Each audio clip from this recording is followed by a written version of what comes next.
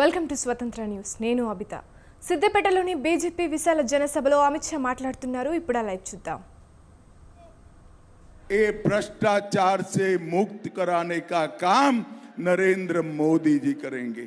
भाई और बहनों, मुझे बताओ कि यहां पर तेलंगाना विमोचन दिन मनाना चाहिए या नहीं मनाना चाहिए? जोर से बोलो, मनाना चाहिए या नहीं मनाना चाहिए?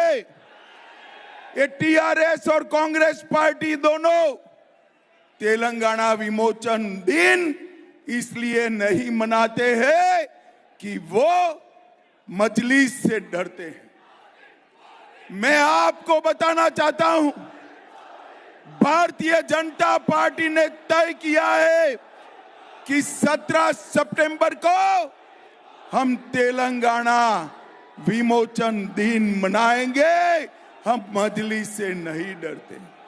और आज मैं तेलंगाना के लोगों को कहकर जाता हूं, भारतीय जनता पार्टी ने निर्णय किया है कि मुस्लिम रिजर्वेशन जो यहां पर टीआरएस और कांग्रेस ने किया है, हम उसको समाप्त कर एससी, एसटी और ओबीसी का रिजर्वेशन करने का काम भारतीय जनता पार्टी करेगी।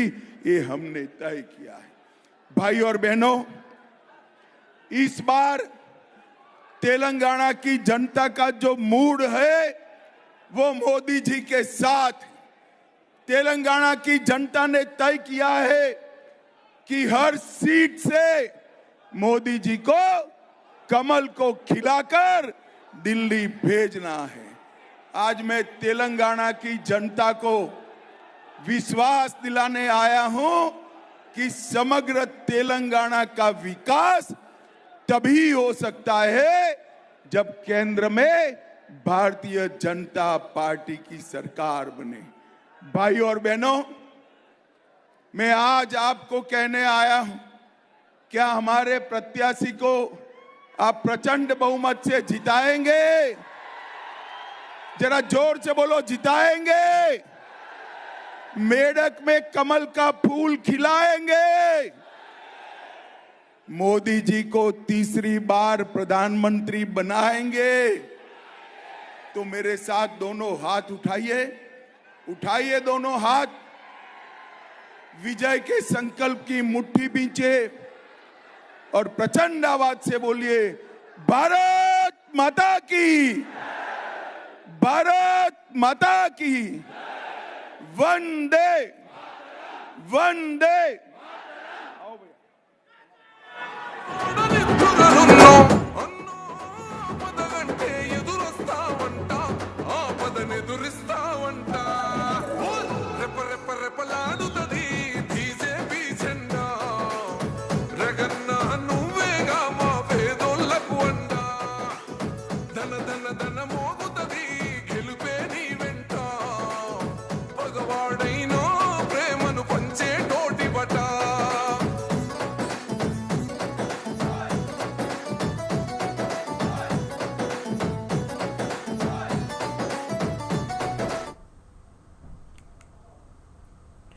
పదేళ్లలో బీజేపీ దేశ ప్రజలను దారుణంగా మోసం చేసిందని కాంగ్రెస్ ఆరోపించింది. బీజేపీ పాలనపై కాంగ్రెస్ ఛార్జిషీట్ విడుదల చేసింది.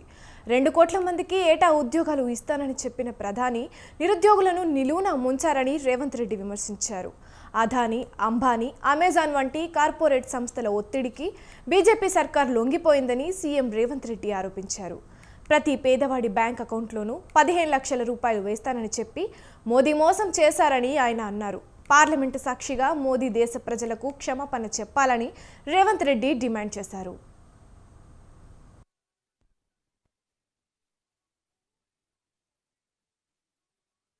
2024 ఎన్నికల తర్వాత భారతీయ జనతా పార్టీ పన్నుతున్న కుట్రల్ని ప్రజలకు వివరించాల్సిన బాధ్యత ప్రధాన ప్రతిపక్ష పార్టీ అయిన కాంగ్రెస్ మీద ఉన్నది. 2014, 2019 ఎన్నికలలో నరేంద్ర మోడీ గారు స్పష్టమైన హామీ ఇచ్చిండ్రు. ప్రతి సంవత్సరం 2 కోట్ల ఉద్యోగాలు నిరుద్యోగ యువకులకు ఇవ్వడం జరుగుతుందని. 10 సంవత్సరాలలో 20 కోట్ల ఉద్యోగాలు ఇవ్వాల్సిన నరేంద్ర మోడీ గారు 2022 సంవత్సరంలో లోక్సభలో నేను అడిగిన ప్రశ్నకు సమాధానంగా 7,21,681 ఉద్యోగాలు ఇచ్చినామని వారు సమాధానం చెప్పిండ్రు. అంటే 2 ఎన్నికలలో నరేంద్ర మోడీ గారు ప్రధానమంత్రిగా అవకాశం వస్తే 20 కోట్ల ఉద్యోగాలు ఇస్తా అని చివరికి ఇచ్చిన ఉద్యోగాలు 7 లక్షల చిల్లర. అదేవిధంగా రైతులకు సంబంధించి స్వామినాథన్ కమిషన్ అమలు చేయడమే కాకుండా రైతుల ఆదాయాన్ని జీఎస్టీ పేరుతో బీజేపీ దేశాన్ని దోచుకుందని ఆరోపించారు రేవంత్ రెడ్డి. ఎన్డీఏ పాలనలో పెట్రోల్, డీజిల్ ధరలు విపరీతంగా పెరిగాయన్నారు. గ్యాస్ సిలిండర్ ధరను 1,200 రూపాయలకు పెంచి మహిళలను తీవ్రంగా ఇబ్బందుల పాలు చేశారని రేవంత్ రెడ్డి ఆరోపించారు. మోదీ పాలనలో అన్ని నిత్యావసర వస్తువుల ధరలు పెరిగిపోయాయని, ఉత్పత్తులు చేసే రైతులను ఎన్డీఏ సర్కారు నిలువునా ముంచిందన్నారు.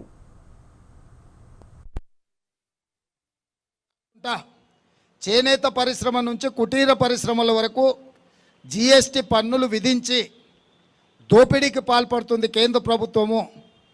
భక్తులము అని చెప్పుకునే భారతీయ జనతా పార్టీ చివరకు అగరబత్తీలను కూడా వదలేదు జీఎస్టీల నుంచి. వాళ్ళు నమ్మే దేవుడికి కనీసము అగరబత్తీలు పెట్టడాన్ని కూడా జీఎస్టీ నుంచి మినహాయింపు ఇవ్వలేదు. ఈరోజు నరేంద్ర మోడీ గారి ప్రభుత్వంలో అగ్గిపెట్టే, సబ్బు బిళ్ళ, అగరబత్తి కూడా జీఎస్టీ బారి నుంచి తప్పించుకోలేదు. చివరికి చిన్నపిల్లలు చదువుకునే రాసుకునే పెన్సిల్, రబ్బర్ మీద కూడా జీఎస్టీ పన్ను విధించి పేదలు చదువుకోని పరిస్థితులు ఈరోజు నరేంద్ర మోడీ గారి పరిపాలనలో కల్పించిండ్రు.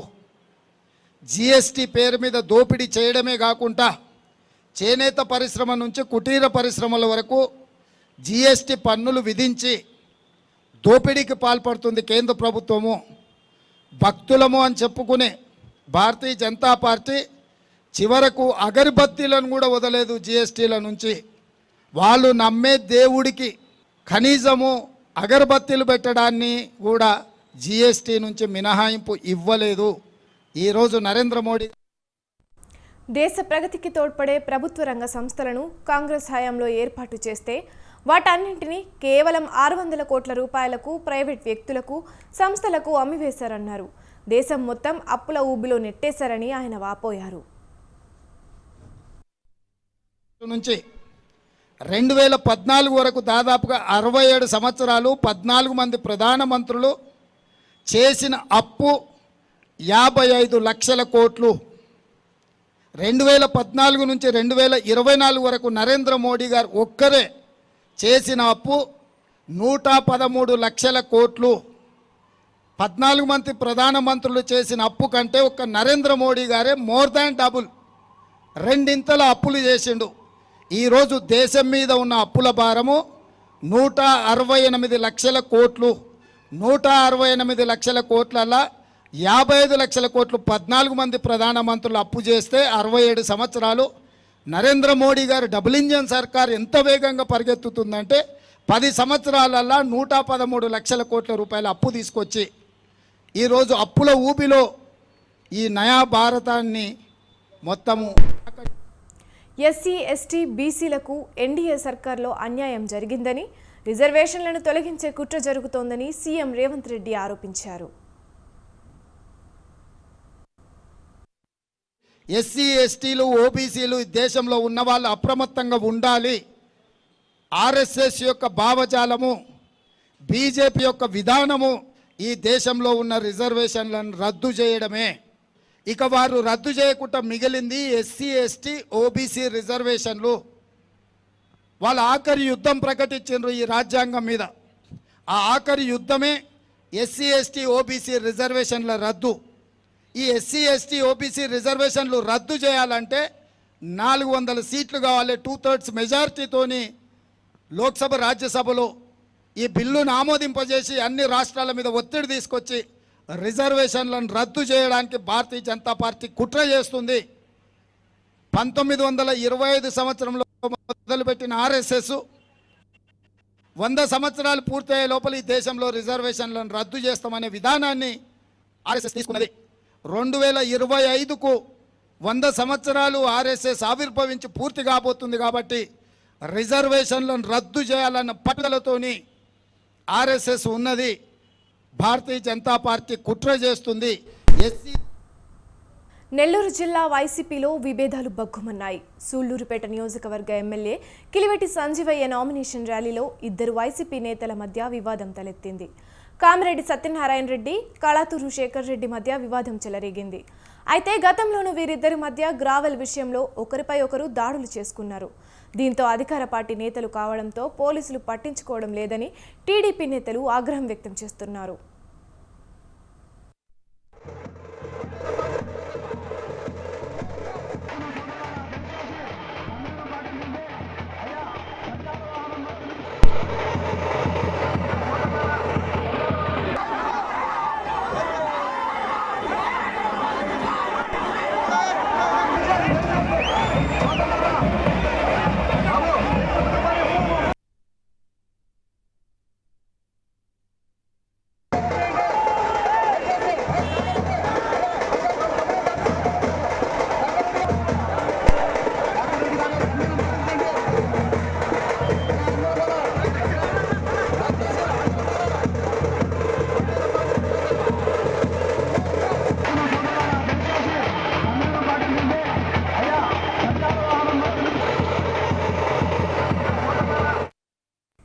నెల్లూరు జిల్లా వైసీపీలో విభేదాలు బగ్గుమన్నాయి. సూళ్లూరుపేట నియోజకవర్గ ఎమ్మెల్యే కిలివెట్టి సంజీవయ్య నామినేషన్ ర్యాలీలో ఇద్దరు వైసీపీ నేతల మధ్య వివాదం తలెత్తింది.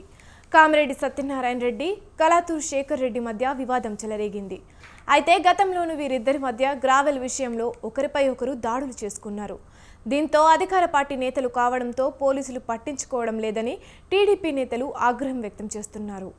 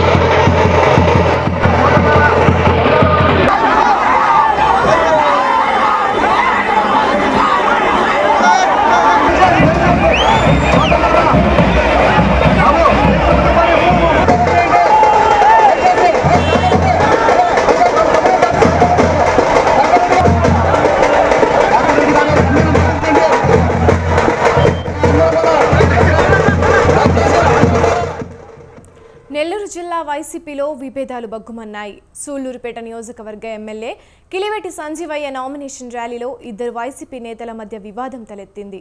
కామిరెడ్డి సత్యనారాయణ రెడ్డి, కళాతూరు శేఖర్ రెడ్డి మధ్య వివాదం చెలరేగింది. అయితే గతంలోనూ వీరిద్దరి మధ్య గ్రావెల్ విషయంలో ఒకరిపై ఒకరు దాడులు చేసుకున్నారు. దీంతో అధికార పార్టీ నేతలు కావడంతో పోలీసులు పట్టించుకోవడం లేదని టీడీపీ నేతలు ఆగ్రహం వ్యక్తం చేస్తున్నారు.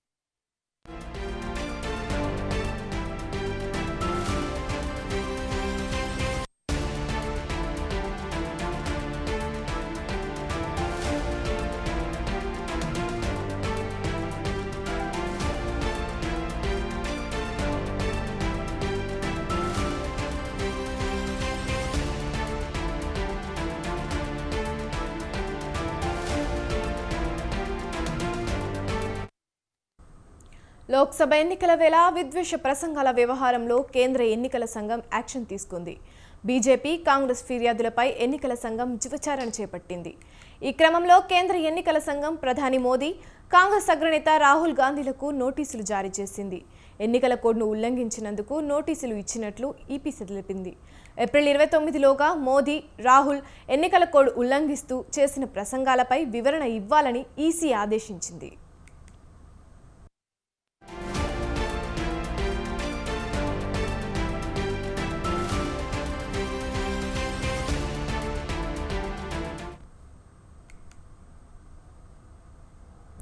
లోక్సభ ఎన్నికల వేళ విద్వేష ప్రసంగాల వ్యవహారంలో కేంద్ర ఎన్నికల సంఘం యాక్షన్ తీసుకుంది. బీజేపీ కాంగ్రెస్ ఫిర్యాదులపై ఎన్నికల సంఘం విచారణ చేపట్టింది. ఈ క్రమంలో కేంద్ర ఎన్నికల సంఘం ప్రధాని మోదీ, కాంగ్రెస్ అగ్రనేత రాహుల్ గాంధీలకు నోటీసులు జారీ చేసింది. ఎన్నికల కోడ్ను ఉల్లంఘించినందుకు నోటీసులు ఇచ్చినట్లు ఈసీ తెలిపింది. ఏప్రిల్ 29లోగా మోదీ, రాహుల్ ఎన్నికల కోడ్ ఉల్లంఘిస్తూ చేసిన ప్రసంగాలపై వివరణ ఇవ్వాలని ఈసీ ఆదేశించింది.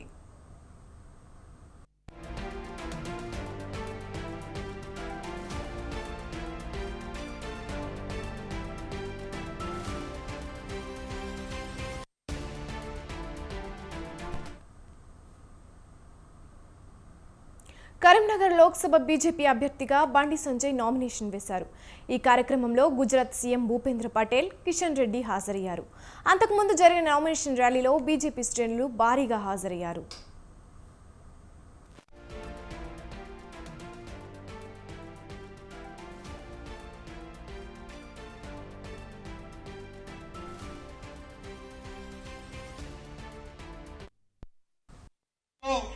ఈ దేశానికి ఎవరు ప్రధానమంత్రి కావాలో నిర్ణయించేటువంటి ఎన్నికలు ఈ ఎన్నికలు దేశంలో ఏ పార్టీ అధికారంలో ఉండాలో నిర్ణయించేటువంటి ఎన్నికలు. ఈ ఎన్నికలు మన దేశ భవిష్యత్తు ఏ రకంగా ఉండాలి, మన దేశం ఏ రకంగా అభివృద్ధి జరగాల, ఈ దేశంలో ఏ రకంగా పేదలకు మేలు జరగాల, ఈ దేశంలో ఏ రకంగా ఈ దేశానికి సంబంధించినటువంటి అన్ని రకాలుగా అభివృద్ధి ముందుకెళ్లాలా అని నిర్ణయించేటువంటి ఎన్నికలు. అందుకే మీ అందరినీ కోరుతా ఉన్నాం, మనమందరం కూడా ఈ రోజు నుంచి 13వ తేదీ సాయంకాలం 6 గంటల వరకు కూడా ఏ ఒక్క కార్యకర్త కూడా ఈరోజు పట్టిన జెండా విడవద్దు, ఎక్కడ కూడా విశ్రాంతి తీసుకోవద్దు. గ్రామాలు తిరిగి మనందరం కూడా మన పార్టీ నాయకుడైనటువంటి నరేంద్ర మోడీ గారిని ప్రధానమంత్రి చేయడం కోసము మన తెలంగాణలో ఉన్నటువంటి ఈ యొక్క కరీంనగర్ నుంచి మన బండి సంజయ్ కుమార్ గారిని భారీ మెజార్టీతో గెలిపించాల్సిన భారతీయ జనతా పార్టీ గెలవాలి. ఇలా ఎట్టి బస్లో నరేంద్ర మోడీ గారి ముచ్చటగా 3వసారి ప్రధానమంత్రి చేయాలి, చేసి తీరాల్సిందే చెప్పి ఇలా కరీంనగర్ ప్రజలు కంకణం కట్టుకుని 13వ తారీఖు కోసం ఎదురు చూస్తున్నాను. ఎప్పుడు 13వ తారీఖు వస్తుంది రా భయ్? పువ్వు గుర్తు మీద బట్టలు గుర్తున్నప్పుడు నాకు ఈ దేశంలో నరేంద్ర మోడీ గారు ప్రధానమంత్రి అయిన తర్వాత జమ్మూ కాశ్మీర్ లో 370 ఆర్టికల్ రద్దు చేస్తా మన నరేంద్ర మోడీ గారు పువ్వు గుర్తుకు ఓటేసినప్పుడు మన కళ్ళకి రావడాలన్నా. అరే అయోధ్యలో 500 సంవత్సరాల నుంచి ఈ దేశంలోని హిందువులు అందరూ ఎదురుస్తున్న నా భవ్యమైన ఏపీని రాజధాని లేని రాష్ట్రంగా తయారు చేశారని రాష్ట్ర కాంగ్రెస్ అధ్యక్షురాలు షర్మిల ఆరోపించారు. రాజధాని ఎక్కడో చెప్పలేని పరిస్థితి తీసుకొచ్చారని అన్నారు. దేశంలోనే రాజధాని లేని రాష్ట్రం ఎక్కడైనా ఉందా అని షర్మిల ప్రశ్నించారు. ఒక్క ఛాన్స్ అంటూ జగన్ సీఎం అయ్యారని మండిపడ్డారు. రాష్ట్రం ఎక్కడైనా ఉందా? మన భారతదేశంలో రాజధాని లేని రాష్ట్రం ఎక్కడైనా ఉందా అమ్మా? ఇక్కడ ఉందిగా, మనకుందిగా. ఉందా మనకు రాజధాని? పక్కన హైదరాబాద్ ఉంది, బెంగళూరు ఉంది, చెన్నై ఉంది. అన్ని రాష్ట్రాలకు అన్నీ ఉన్నాయి. మనకేముంది? చిప్ ఉంది. జగన్మోహన్ రెడ్డి గారు ముఖ్యమంత్రి అయ్యారు. నన్ను ముఖ్యమంత్రిని చేయండి, చంద్రబాబు గారికి చేత కాలేదు, నేను చేస్తాను అన్నాడు. వాషింగ్టన్ డీసీని మించిన రాజధాని కడతానన్నాడు జగన్మోహన్ రెడ్డి గారు. వచ్చిందా? వాషింగ్టన్ డీసీని మించిన రాజధాని వచ్చిందా అన్న? 5 సంవత్సరాలు అయింది, కనిపిస్తుందా మీకు? ఈయన ఒక రాజధాని సరిపోదన్నాడు, 3 రాజధానీలు అన్నాడు. 3 రాజధానీలలో కనీసం ఒక్క రాజధాని అయినా అయిందా అమ్మా? ఒక్క రాజధాని కూడా లేదు. ఈరోజు తీరా చూస్తే 10 ఏళ్ళు గడిచిపోయింది. 10 ఏళ్ల తర్వాత ఎక్కడున్నాము అని చూసుకుంటే ఎక్కడా లేము. ఎక్కడ వేసిన గొంగలి. ఎన్నికల వేళ సమిష్టి నిర్ణయంతో నేతలకు షాక్ ఇచ్చింది ఆ గ్రామం. ఓటు రాజకీయాలు మానడంటూ పొలిటికల్ లీడర్లకు బుద్ధి చెబుతోంది. ప్రజాప్రతినిధులమని చెప్పుకునే మీకు మా గోడు గోసా పట్టనప్పుడు ఓటెందుకు వేయాలని నిలదీస్తూ ఎన్నికలను బహిష్కరించి వార్తల్లోకి ఎక్కింది. ఇంతకీ ఆ గ్రామంలో ఏం జరిగింది? ఎలక్షన్ బ్యాన్కి కారణాలేంటి? Watch this story.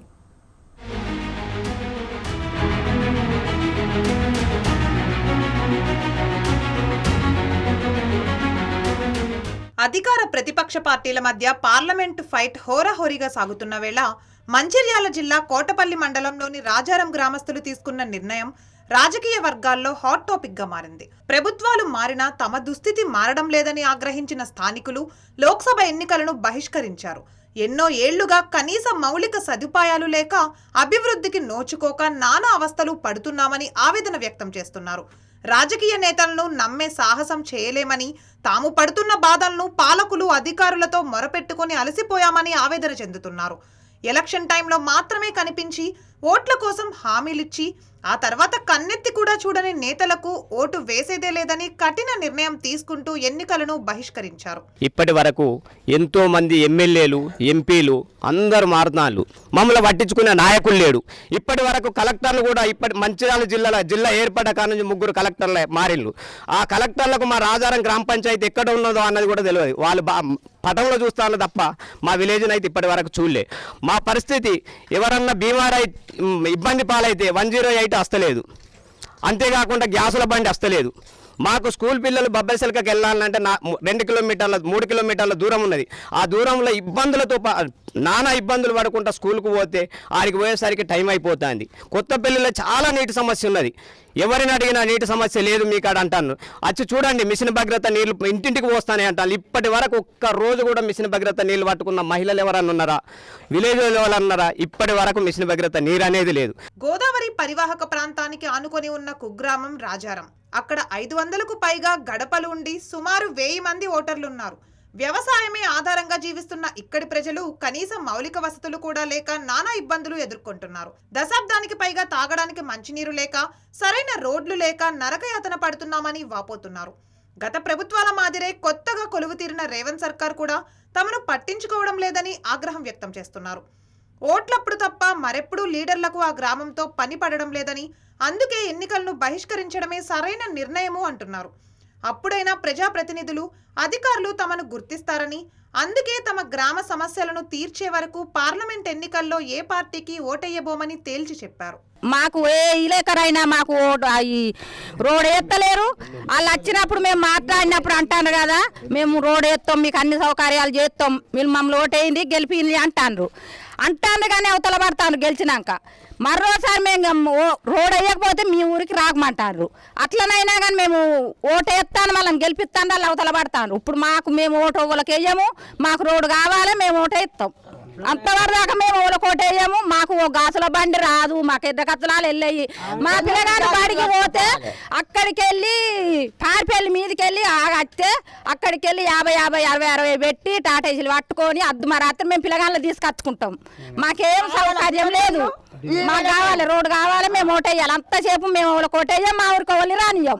తమ గ్రామంలో నెలకొన్న సమస్యలను తీర్చే వరకు తాము వెనుకడుగు వేయబోమంటున్నారు రాజారం గ్రామస్తులు. ప్రతిసారి ఎన్నికల సమయంతో గ్రామ సమస్యలను నాయకుల దృష్టికి తీసుకువెళ్తున్నామని, అయితే ఎన్నికల్లో ఇచ్చే హామీని ఆ వెంటనే మార్చి తమను మోసం చేస్తున్నారని, నీటి మీద రాతలుగానే మిగిలిపోతున్నాయని మండిపడుతున్నారు. ఇకనైనా పాలకులు, అధికార యంత్రాంగం స్పందించి తమ సమస్యలను తీర్చాలని వేడుకుంటున్నారు. లేదంటే ఓటుకు దూరంగా ఉంటామని తేల్చి చెప్తున్నారు. మాకు రోడ్డు లేదు, 20 సంవత్సరాల ఉంది. మాకు బండి హత్తులు లేదు, మాకు బస్ హత్తులు లేదు, మాకేం హత్తు లేదు. మా పొలగాలు బడికి పోతే ఇంతమంది దేవారి పోకట, ఆంబులెన్స్ హత్తులు లేదు, ఏం హత్తులు లేదు. మా ఊరు వెనకబడిపోయింది. మా ఊళ్ళో ఎవరు లేరు, పెద్ద మనుషులు లేరు, చిన్న మనుషులు లేరు, మాకు ఎవ్వరు లేరు. ఓటైతే ఇచ్చుకుంటాం, లాభాలు పడతాను. మాకేం లేదు. మా ఊరు అన్యాయం. మా ఊరు అడవి ప్రాంతం తీరు. మా ఊరు వెనకబడిపోయి. మరి ఇకనైనా రాజారం గ్రామస్తుల పట్ల నేతల తీరు మారనుందా? వారు డిమాండ్ చేస్తున్నట్లు సమస్యలను పట్టించుకుంటారా, లేదంటే మభ్యపెట్టి ఓట్లు దండుకొని వదిలించుకుంటారా అన్నది మున్ముందు వేచి చూడాలి.